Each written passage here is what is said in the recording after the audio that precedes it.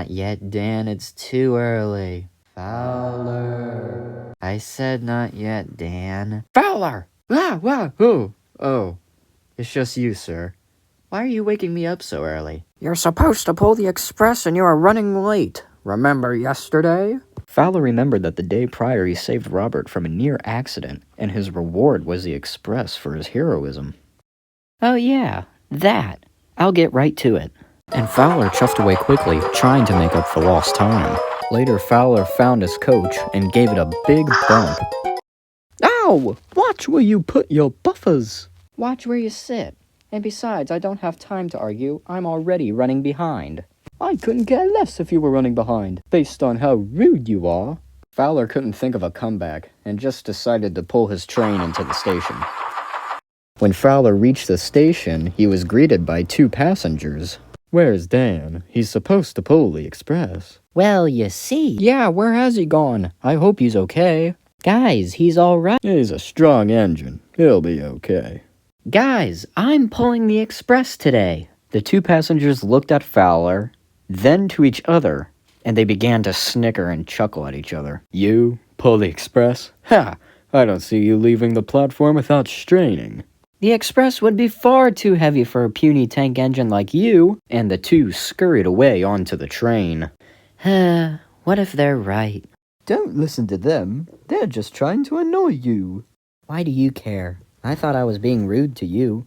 You were, but that's how Dan was on his first day of the express. He got scowled by passengers because he wasn't a big, strong engine like the previous engine had been. And he was rude to me. Dan was like that? I don't believe it. He was. Stubborn fellow he once was. Wow, that's cra- Just as Fowler was beginning to talk, the guard blew his whistle, and the train was set to go. And as his wheels slipped and strained out of the station, one of the passengers stuck his head out the window and said, Look at him strain. He's not fit to be a express engine. Fowler wanted to turn around and say shut up to the passenger, but he refrained himself from saying it.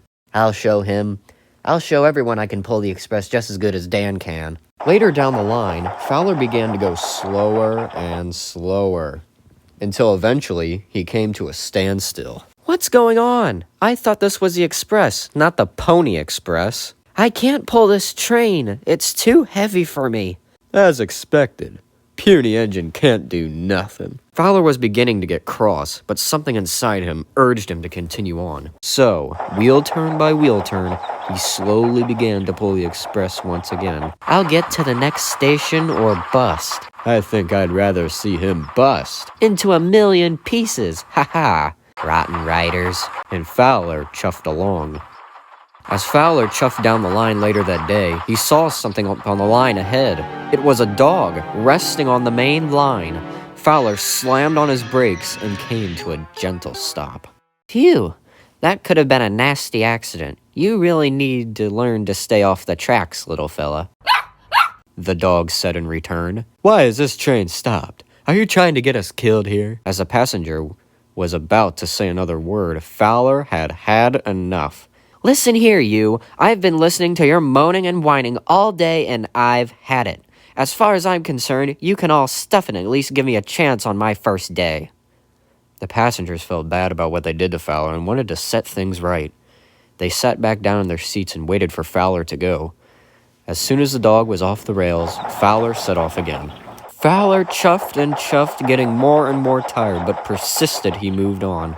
I can see the station, Fowler spluttered. And as soon as Fowler reached the station, he was tired, but was happy he managed to reach the station in time despite his setbacks. Phew, I can see why Robert is always grumpy when he comes back to the sheds. Just then, two passengers walked up to Fowler to say something to him. We're sorry for being so rude, Fowler. Could you ever forgive us? Yeah, we didn't mean to be so bossy and rude. Fowler smiled and said, Of course. And from that day on, the passengers didn't complain whether Fowler or Dan pulled the express, and were happy to be passengers on Sir Philip Richardson's railway.